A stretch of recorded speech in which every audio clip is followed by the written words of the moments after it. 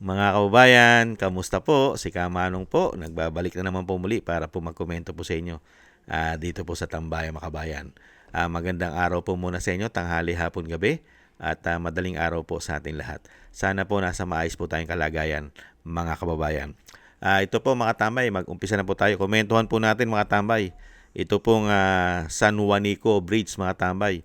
Ito pong si Mayor Alfred Romualdez, pinsan po ito ni Tamba na tinatawag pong tambaluslos ng Vice President, ay dinepensahan po niya ang 1.1 billion sa pagre-repair po ng San Juanito Bridge, mga tama, yung rehabilitation, mga kababayan. Totoo kaya na ganong kalaki ang ginastos sa pagre-repair ng San Juanico Bridge? Unbelievable. Alam naman po natin, ang gobyerno ngayon ng Binagong Pilipinas ay puro po korupsyon ang kanila pong issue ng mahigit 3 taon. Wala kayang malaking korupsyon ang pagre-repair dito? Nagtatanong lang po si Kamanong. Pakinggan po natin ang balita at kung paano po depensa ni Mayor Romualdez ang 1.1 billion na ginastos po sa pagre-repair ng tulay. Ito po mga kababayan. Dinipensahan ni Tacloban City Mayor Alfred Romualdez ang 1.1 billion peso rehabilitation budget para sa San Juanico Bridge. Nauna kasing sinabi ng Pangulo na hindi na sana ito kakailanganin kung may regular inspection ang tulay. Ang detalye sa Agenda Weekend Report ni Ivy Reyes. Gaya ng Pangulo, dismayado rin si presidential cousin and Tacloban City Mayor Alfred Romualdez sa ilang buwan na closure ng San Juanico Bridge. Ang 52-year-old na tulay kasi isinarado mula May 2025 at binuksan dito lang Disyembre sa kanyang inspection. Sinabi ni Pangulong Bongbong Marcos na hindi na sana kinailangang gumastos ng gobyerno ng 1.1 billion pesos para sa retrofitting ng San Juanico, kung regular lang sana na ininspeksyon ang tulay. Ang ganito kalaking halaga, pwede na raw sanang gamitin para pondohan ng ibang programa. Si Romualdez hindi rin natuwa sa epekto ng limitadong load limit sa San Juanico Bridge. Totoo yun, because I was really upset when I was informed by the DPWH. They gave us a notice of 2 days to close the bridge, and further, without any contingencies.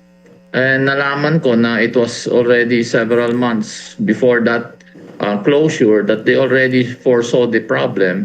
So I was upset why they did not make contingencies. Gusto rin daw panagutin ni Romualdez ang mga responsable sa hindi na-maintain na tulay. Pero sa lawak ng investigasyon sa mga maanomalyang proyekto, naisip daw niyang dapat unahin munang ayusin ang San Juanico Bridge.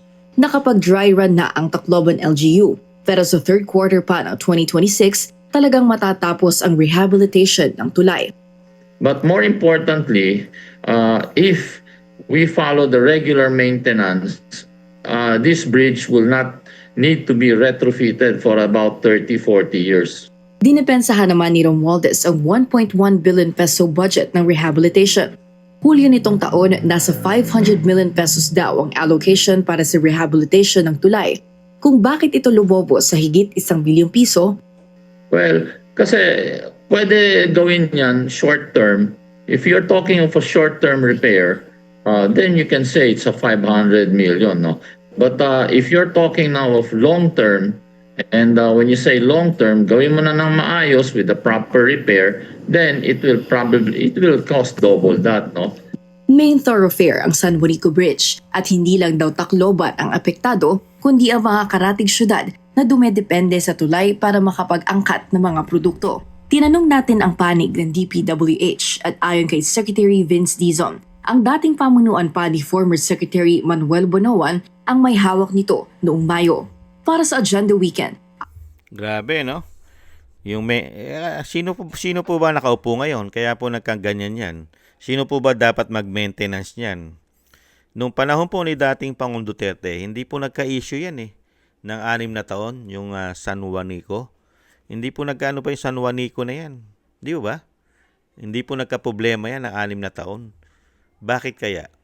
Bakit ngayon po, nung umupo po sila? Ilang taon na po, mag-4 na taon po, ay bigla po nagka-problema po at hinahanap na po ang maintenance. Kaya mismo sinasabi po ni Mayor Alfred Romualdez, kung na-maintenance lang daw po. Kasi dapat po talaga yan, yung mga ganyan tulay po. Taon-taon po mine-maintenance po yan. May maintenance po talaga yan, ang mga tulay. Kailangan po ini-inspection po yan taon-taon. At kailangan po ng maintenance. Hindi po ba? Ang nakapagtataka, bakit po hindi na maintenance? Mag-aapat na taon na po sa panunungkulan po ang binagoong ang Pilipinas. Bakit po hinahanap ni Mayor Romualdez ang maintenance? Nasaan po? Bakit? Saan po ba nakatutok ang DPWH? Nakatutok po saan? Sa malawakang korupsyon. Puro pagnanakaw po yata ang tinrabaho ng mga opisyales, kasama po mga engineer, mga district engineer ng DPWH. Hindi kaya? Nakakahiya. Nakakahiya po, di po ba? Naturingan po yung tulay na yan ay nahandyan po sa baluarte ng mga Romualdez. Hindi lang po si Mayor Romualdez ang sikat na sikat po sa buong Pilipinas. Lalong-lalo po ang kanyang pinsan. Ang kanyang pinsan po ay sikat na sikat po sa buong Pilipinas. Hindi lang po yata sa buong Pilipinas, baka sa buong mundo, mga kabayan. Lalong-lalo rin sa mga pinasabog ni Saldico. Grabe pong pagnanakaw ang pinaggagawa po ayon kay Saldico pagdating po sa pera ng taong bayan. Ang pamilya na yan, yung pamilya ni Tambaluslos na meron din party list, lalong-lalo po yung nasa Malacanang na tinatawag na bangag at bongit ng kanyang ate na si Amy Marcos. Buong pamilya po ay may issue ng korupsyon at may issue pa ng pulburon. Kaya nga dito po sa ginangyayari sa tulay, baluarte nila, pinabayaan nila. Merong congressman dyan na po pwedeng tingnan at utusan regular na inspeksyonin ng DPWH yan. At i-maintenance taon-taon yan. Hindi po ba?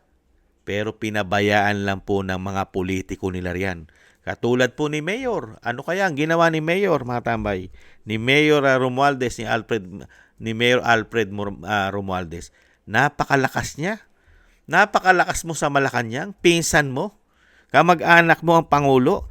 Pinsan mo ang Speaker na gumagawa at nagbabalangkas ng budget ng Pilipinas. Hindi nyo na-maintenance yan tulay na yan. Yang San Juanico na yan. Kahanga-hanga kayo, unbelievable. Ano po ba pinagtatrabaho nyo? Samantalang nasa bakuran nyo na yan, nasa lugar nyo na, ganyan pa kayo magpatakbo ng gobyerno dyan sa inyo. Merong congressman, may mayor, tapos maintenance, nagrereklamo pa kayo ngayon sa balita dahil napabayaan sa maintenance. Sino ba nagpabaya? Hindi ba kayo? Dahil kayong nasa gobyerno.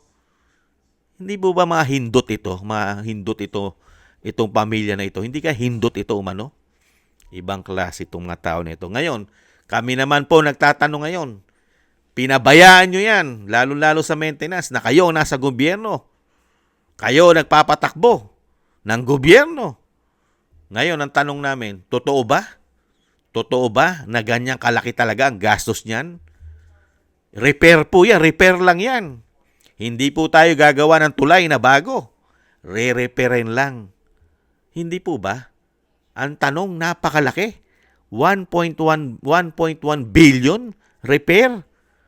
Kaya po mga kabayan, ito po napakasarap pong silipin ito. Dapat po ito ma-audit po ito ng may resibo. Dapat po ito, kuhanan po ito ng resibo, itong repair na to. Itong ginawa nilang pagre-repair diyan po sa San Juanico Bridge, mga tambay.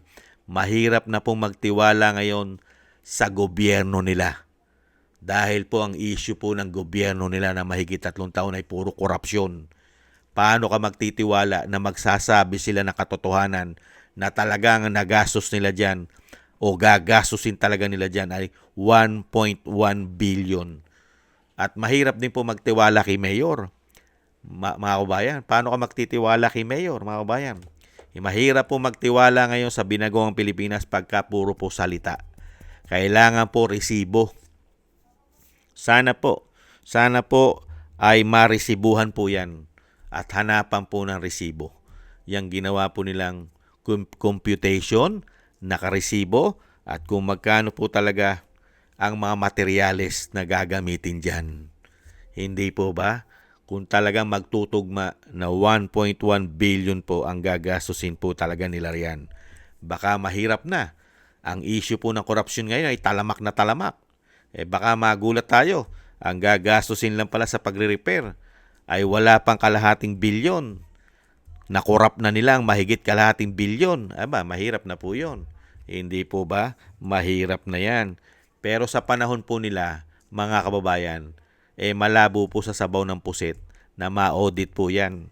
At yan po, malabo rin po sa sabaw ng pusit na maimbestigahan po yan hanggang sila ang nanunungkulan sa ating bansa. Dahil nga po, magkakamag-anak po yan. Iimbestigahan ba niya yung kamag-anak niya? At iimbestigahan din ba ang Pangulo na nag-budget dyan? Sige nga. Kaya lang po, sana po ilagay po natin sa listahan natin, lalong-lalo po sa listahan ni Vice President Sara Duterte, pagka siya na po ang pinalad na maging Pangulo ng bansa, ay isama rin po sana ni Vice President Sara Duterte na imbestigahan po yan, tulay na yan. Grabe po kalaki ang ginawa po o gastos yata na gagastusin po sa pagre-repair niyan. Unbelievable. Samantalang ang Pilipino naghihikahos, mga kababayan. Napakahirap ng ginawa po nila sa atin. Grabe po. Puro kahirapan po ang binigay pong panunungkulan sa atin. Napakamamahal na bilihin. Lahat napakamahal, pati bayarin natin. Napakahirap makahanap ng trabaho sa ating bansa. Grabe, napakahirap ng sitwasyon. Samantalang itong mga demonyong ito nagpapasasa po sa ating buwis. Pati po ang mga inutang nila ay tayo pa rin po ang magbabayad. Katulad po ng ginawa nila sa PhilHealth. Mga kababayan, niwalang niya po nila ang 60 billion ng pera ng PhilHealth na contribute po yan ng taong bayan. Contribute din po yan ng taxpayer, lalo-lalo po ang sins tax. Diyan po napupunta. Pero niwalang hiya po nila yan, at tayo po ang magbabalik. Lahat po ng ginawa nilang kawalangyaan, Pilipino ang magbabalik sa ating buwis. Ganon din po ang ginawa po nila doon po sa tinatawag po na buwis. Yung buwis po ng sins tax ay niwalang rin po nila, mga kababayan. Grabe po ang ginawa nila dyan. Nasa 296 billion po yata ang kabuuan, mga kababayan, kung paano po nila niwalang ang pondo o yung sinasabing reserve ng PhilHealth. Grabe po, matindi. Tapos ngayon, isang damukal na korupsyon ang issue po sa flood control. Flood control pa lang yan. Wala pa ang iba. Wala pa. Flood control. Katulad yan, tulay. Proyekto po nila yan ng DPWH. DPWH project pa lang pa yan, mga tambay. Wala pa yung iba dyan. Wala pa ang ginto dyan. Katulad ng PhilHealth. Hindi po ba? At yung ginawa nila na budgeting, hindi pa kasama yan. Mga kababayan, napakarami po nilang issue. Wala pa yung issue dyan ng BIR at yung Bucor, yung custom, yung Bureau of Custom, napakalaki rin po ng korupsyon dyan. Talamak din po yan. Halos lahat po ng ahensya natin ngayon ay talamak ang korupsyon. Kaya nga po, pagka naupo po ang ating Vice President Sara Duterte, mga kababayan, napakarami po na iimbestigahan sa ating bansa, mga kababayan. At napakarami din po na dapat ibalik na pera ng bayan ang mga magnanakaw, ang mga salot na ito, ang mga demonyong ito na nagpasasa po sa ating kapirahan, sa ating buwis. Sana po mangyari po yan at matupad ng mapakinabangan naman po muli at makagawa po ng maraming proyekto sa ating bansa. Sana po ay makasingil at maibalik po ang mga pinagnanakaw po ng mga demonyong yan. Lalong-lalo po yung nasa Malacanang, yung dating speaker, yung anak na congressman. Sana maibalik po lahat yan. Maraming salamat po, mga tambay. Ayan po.